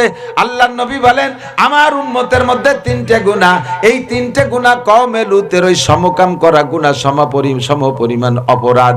যদি তুমি তার থেকে বাঁচতে চাও, 1 নম্বর গুনাহ হলো দাড়ি কাটা, 2 নম্বরে পুরুষের টাকনুসে প্যান্ট পাজামা লুঙ্গি পরা, 3 নম্বরে গান বাজনা গাওয়া এবং শোনা। এই 3টে গুনার কারণে তারা এই গুনার মাধ্যমে কওমে লুত তারা লেওয়াতাতের দিকে অগ্রসর হইতো। আমার উম্মত যখন এই 3টে গুনাহ করবে, কওমে লুতকে তাদের আমলের কারণে যেমন ধ্বংস করে দিয়েছি ভূমিকম্পের মাধ্যমে, আমি আল্লাহ এই নবী পাক বলেন আল্লাহ পাক এই উম্মতের অন্যায়ের কারণে এমন আঞ্চলিকভাবে ধ্বংস করে দিতে পারে। কাজী দাড়ি কাটার গুনাহ থেকে তওবা করো ও যুবক। আল্লাহর কসম দাড়ি যারা কাটছেন মনে রাখবেন, আল্লাহর কসম দাড়ি কাটা মুসলমানকে নবী পাক প্রথম চান্সে সুপারিশ করবে না। দাড়ি কাটা গুনাহগার, দাড়ি কাটাওয়ালাদের সাথে নবী পাক প্রথম চান্সে সাক্ষাৎই দিবেন না। দাড়ি যারা জীবন ভরে কাটছেন, একবার দাড়ি যদি মুখে করে মনে রাখেন 1000 দাড়ি যদি মুখে থাকে, দাড়িকে শেভ করতে, একবার দাড়িকে সম্পূর্ণ শেভ করতে ধরে নেন 5 মিনিট সময় লাগছে। 5 মিনিটের ভিতরে 1000 দাড়ি কাটছেন, 1000 দাড়ির 1000 কবিরা গুনাহ হইছে। একটা কবিরা গুনার কারণে 7000 বছর জাহান্নাম, 7000 বছর জাহান্নাম। আপনি 1000 কবিরা গুনাহ করছেন মাত্র 5 মিনিটের ভিতরে, 7 লক্ষ বছর জাহান্নাম ইনকাম করেছেন। এবার এ পর্যন্তই শেষ না, বিড়ি খাওয়ার গুনাহ যখন খায় তখন গুনাহ, বিড়ি খাওয়া শেষ হয়ে গেলে আর ওই গুনাহ ওই সময় লেখে না। জিনার গুনাহ যখন জিনা করে তখন গুনাহ, জিনার থেকে উঠে যাওয়ার পরে আর গুনাহ নাই। আরে চুরি যখন করে তখন গুনাহ, অথবা চুরির মাল যতক্ষণ ব্যবহার করে ততক্ষণ গুনাহ, ওই মাল ব্যবহার শেষ হয়ে গেলে পারা ওই চুরির গুনাহ আর লেখা হয় না। কিন্তু দাড়ি কাটা এমন একটা গুনাহ যেই গুনাহ 24 ঘন্টা আপনার সাথে থাকে। আপনি ঘুমিয়ে আছেন, ঘুমের মধ্যে প্রত্যেক 5 মিনিট অন্তর দাড়ি সংখ্যা পরিমাণ কবিরা গুনাহ লেখা হয়েছে। আপনি কাবা ঘরের মধ্যে বসে তাসবিহ তাহলিল করবেন, ওই অবস্থায় যদি আপনার দাড়ি কাটা থাকে, তওবা না করেন, 5 মিনিট পর পর আপনার দাড়ি সংখ্যা পরিমাণ কবিরা গুনাহ। ঘুমিয়ে আছেন, ঘুমের মধ্যে লেখা হইতে আছে। খানা খাইতেছেন, খানা খাওয়ার মধ্যে লেখা হইতে আছে। নামাজ পড়তেছেন, নামাজের নেকি নামাজে ফাঁকে দাড়ি কাটার গুনাহ লেখা হচ্ছে। কোরআন শরীফ তিলাওয়াত করতেছেন, তিলাওয়াতের নেকি তিলাওয়াতে পাচ্ছেন, কিন্তু ফাঁকে 5 মিনিট অন্তর অন্তর আপনার দাড়ি সংখ্যা পরিমাণ কবিরা গুনাহ লেখা হচ্ছে। আমাকে যদি ঈমানের সাথে দুনিয়া থেকে যাইতে হয়, নবী পাকের হাউজে কাউসারকে বিশ্বাস করে সেখান থেকে পার আশা থাকে, হাউজে কাউসার খাওয়ার আশা থাকে, তাহলে এক্ষুনি আমার চেহারাটা মুসলমানি চেহারায় পরিণত করতে হবে। আল্লাহু আকবার। দাড়ি কাটা গুনার থেকে তওবা করেন। এ যুবক আমার দিক তাকাও, যে গুনার থেকে তওবা করছ, আর যদি ওই গুনাহ কোনোদিন না করো, তাহলে বুঝবা তওবা কবুল হয়ে গেছে। আর তওবা কবুল হলে আলাদা একটা পুরস্কার। আল্লাহ পাক বলেন ইদাফলাগুল আযাবু ইয়াউমাল কিয়ামাতি ওয়া ইয়াকলুদ ফীহি মুহানা ইল্লা মান তাবা ওয়া আমানা ওয়া আমিলা আমালান সালিহা ফাউলাইকা ইউবাদদিলুল্লাহু সাইয়্যাতিহিম হাসানাত। আল্লাহু আকবার। যারা গুনাহ থেকে তওবা করে, এই তওবার কারণে গুনাহ তো ক্ষমা হয়েই যায়। আল্লাহ পাক বলেন ফাউলাইকা ইউবাদদিলুল্লাহু সাইয়্যাতিহিম হাসানাত। তওবার কারণে গুনাহ ক্ষমা করে দিয়ে আবার গুনাহ সংখ্যা পরিমাণ নেকি আল্লাহ লিখে দেয়। এর চেয়ে ভালো সুযোগ আর কি দেবে আল্লাহ? আল্লাহ রহমান, আল্লাহ রহিম, আল্লাহ গফুর, আল্লাহ গফফার, আল্লাহ সত্তার। তাই আল্লাহ তাআলা এই সুযোগ দিয়েছেন। আল্লাহ কি দায় ঠেকছে, গুনাহ মাফ করে দিয়েছে, এতটুকুই যথেষ্ট ছিল। সাথে সাথে আবার আল্লাহ পাক রব্বুল আলামিন নেকি দ্বারা আমলনামা ভরপুর করে দেবেন। সংখ্যা কত? কাদাদি জাবাদ আওরাকিল আশজার। আপনার আমলনামায় যদি সারা পৃথিবীতে যত গাছ আছে, গাছের পাতা সংখ্যা পরিমাণ গুনাহ হয়। কাদাদি রমালিল আরদ, জমিনে যত বালু আছে এত সংখ্যা পরিমাণ যদি গুনাহ হয়। কাদাদি জাবাদিল বাহার, সারা দুনিয়ায় যত পানি আছে সমস্ত পানির কণা পরিসংখ্যা পরিমাণে যদি গুনাহ হয়, এমনকি এই তিনটে মিলে যত সংখ্যা হবে এত সংখ্যা যদি গুনাহ হয়, আজকে আপনি তওবা করেন, মন থেকে তওবা করেন, সমস্ত গুনাহ থেকে মন থেকে তওবা করেন, সমস্ত গুনাহগুলো এত সংখ্যাকে আল্লাহ তাআলা এত সংখ্যা নেকি বানায় দেবে। আল্লাহ আর কত ছাড় দেবে, আল্লাহ আর কত ছাড় দেবে। রহমানুর রহিম। তওবা করা যাবে ইনশাআল্লাহ। তো তওবার আলামত কি বললাম? কবুলের আলামত। ইব্রাহিম আলাইহিস সালামের কাবা ঘরের কবুলের আলামত তো পাইছেন, হাজার হাজার মসজিদ, লক্ষ লক্ষ মসজিদ। আমার আপনার তওবার আলামত ওই গুনাহ যদি আর কোনোদিন না করি। আমি নামাজ পড়ি, নামাজটাও কবুল হলো কিনা এটা বুঝতে পারলে ভালো লাগে না? তো নামাজ কবুলের আলামত হলো নামাজকে যে নিয়মে পড়ার কথা সেই নিয়মে যদি আপনি দৈনন্দিন পড়তে পারেন, তাহলে বুঝবেন যে আগের নামাজটা কবুল হয়েছে। যেমন ফজরের নামাজ পড়ছেন, এই ফজর কবুল হয়েছে, বুঝবেন একটু সময় লাগবে, জোহর পর্যন্ত টাইম। জোহরের নামাজ যদি টাইম মতো সময় মতো জামাতের সাথে নিয়মতান্ত্রিক ভাবে পড়তে পারেন, তাহলে বুঝবেন যে ফজর কবুল হয়েছে। আবার আসরের নামাজ যদি টাইম মতো সময় মতো নিয়মতান্ত্রিক ভাবে পড়তে পারেন, তাহলে বুঝবেন যে জোহর কবুল হয়েছে। কথা বুঝছেন নাকি? কেন? এদিক আপনার বাড়ি উদাহরণ দিলে বুঝতে সহজ হয়। আপনার বাড়ি 2 জোড়া রাজমিস্ত্রি নিয়েছেন, বাউন্ডারি ওয়াল, তো গেটের 2 পাশে 2 জোড়ারে দায়িত্ব দিয়েছেন, এই তোরা দুজন এই দিক গাঁথবি আর তোরা দুজন এই দিক। তো এই পাশে এক পাশের 2 জন সকাল 8টা থেকে বিকেল 4টে পর্যন্ত 800 ইট গাঁথছে মাটিতে দাঁড়াইয়া। এটা খুব তেজি মিস্ত্রি না হলে পারে না। তা 800 ইট মাটিতে, উপরে ভাড়া বান্ধার পরে পারে না, আবার মাটিতে হলে অনেকে পারে। আমার ওখানে একটা মিস্ত্রি আছে পারে। তো ইট গাঁথছে 800, আবার ফ্লাশ সাইড যেটা প্লাস্টার না করলেও চলে, এত সুন্দর লেভেল হয়েছে। আর ইট গাঁথছে 800, আবার এদিকে সমান হয়েছে 30 মতো সোজা। আর এই পাশের 2 জনে ওরা সকাল 8টা থেকে বিকেল 4টে পর্যন্ত ইট গাঁথছে 200 দুরা সাপের মতো সোজা। কোন বাস ফিলাস না, দাঁত বারোই রয়েছে, এ বছর দাঁত বাড়িনো, ও বছর দাঁত বাড়িনো। এই 2 দলের কার সাথে কি ব্যবহার করবেন কন্দি? আমার বাড়িও কাজ করতেছে, মিস্ত্রিরা কাজ করতেছে, যারা এরকম করে তাদের সাথে আমি ব্যবহার করব যে ওই যে 2 জন 800 গাচ্ছে, ওকে বিল কত? 1300 টাকা জোড়া নে, এই 1300 টাকা নিয়ে যা, আর 200 টাকা নিয়ে যা, বাজারেতে নাস্তা খেয়ে যাবি, আর আগামীকালকে কিন্তু টাইম মতো চলে আসিস, তোকে দিয়ে ছাড়া আমি কাজ করাবো না। এই ওয়ালের পরে 6 তলা দালান জ্বলবো, ওটাও তোরা 2 জন করবি, আর কোনো মিস্ত্রি নেব না। কথা কন? আর এই 2 জনটা কি কব?